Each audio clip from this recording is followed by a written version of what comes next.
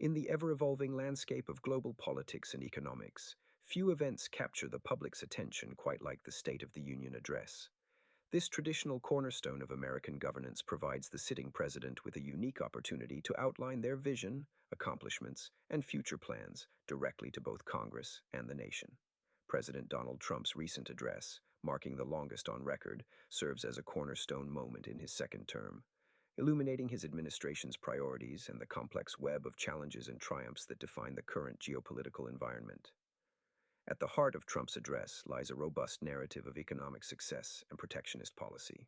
The president painted a picture of an America resurgent, buoyed by record-high oil and natural gas production, and bolstered by a dramatic decrease in core inflation.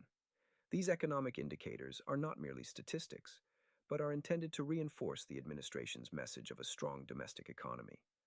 Trump also touted a significant decrease in illegal border crossings and a sharp decline in fentanyl inflows, suggesting a correlation between strict immigration policies and enhanced national security.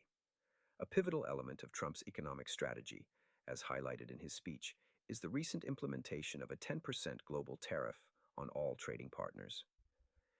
This move, following a Supreme Court ruling that struck down an earlier attempt to impose tariffs using emergency powers, symbolizes a strategic pivot toward protecting domestic industries.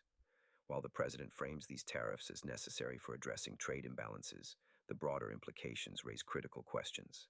How will these tariffs affect international trade dynamics? Could they potentially lead to inflationary pressures or provoke retaliatory measures from affected nations? Trump remains optimistic, banking on negotiated exemptions and the strength of U.S. energy output to mitigate potential adverse effects.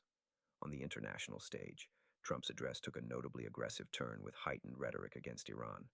His administration's posture toward Tehran has been one of unwavering confrontation, underscored by the deployment of F-22 fighter jets to Israel. This move signals a willingness to exert military pressure to bring Iran to the negotiating table. Yet this strategy risks escalating tensions in an already volatile Middle East, raising the specter of broader conflict. Trump's approach here is emblematic of a larger foreign policy strategy that intertwines military strength with economic leverage, aiming to secure strategic advantages on the global stage. Domestically, the address also touched on the contentious issue of immigration, with Trump advocating for measures like the Delilah Law to restrict driver's licenses for illegal immigrants. This proposal is reflective of a broader hardline stance that has characterized his administration's immigration policy.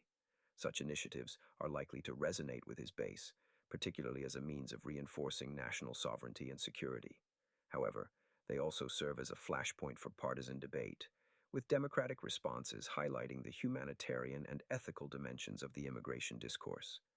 As we dissect this address, it's crucial to consider the broader context in which it occurs. The backdrop of a prolonged Russia-Ukraine conflict, fresh sanctions on Moscow, and Trump's personal narratives, such as his claim of intervening in Pakistan's political upheaval, add layers of complexity. These elements underscore the multifaceted nature of contemporary diplomatic engagements and the intricate balance of power that defines current international relations. The Supreme Court's decision, which curtailed Trump's emergency powers on trade, underscores an ongoing tension between executive authority and judicial oversight. This dynamic, reminiscent of first-term legal battles, is now amplified with a friendlier judicial landscape, suggesting that the administration may continue to test the boundaries of executive power. Politically, the State of the Union address serves as a pivotal moment for Trump to consolidate his base ahead of the midterms. By highlighting achievements such as crime reduction and border security, the president seeks to present an image of unparalleled progress and stability.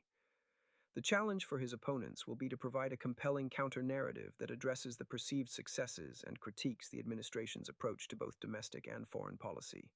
In conclusion, President Trump's recent State of the Union address encapsulates a vision of America that is both assertive and introspective, grappling with the realities of global uncertainty and domestic challenges. The economic and military strategies outlined in the speech are not just policy directives but foundational shifts with far-reaching implications for international trade, geopolitical alliances, and domestic political landscapes.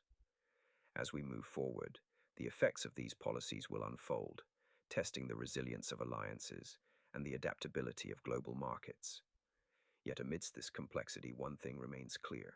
The narrative of a resurgent America, as advanced by the president, will continue to shape discourse both at home and abroad as stakeholders assess the long-term impacts of this administration's strategic choices.